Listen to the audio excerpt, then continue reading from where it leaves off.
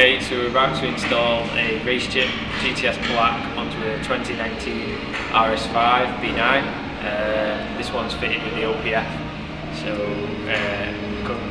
don't have any ECU software for this one, so we're going to try out the racechip tuning box and see what the results are. Okay, so this is the GTS black. This is the top of the range of the racechip offerings. This also has the app mode, so you can change some of the functionalities via an app on your phone, which is obviously a pretty cool feature.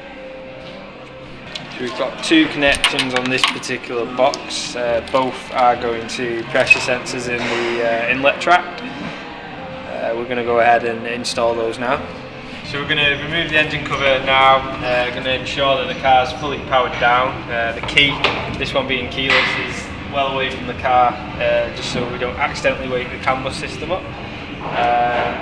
We're going to go ahead and we're going to install both pressure sensors, one just here in the inlet tract and one a little bit further down that's pre-throttle body.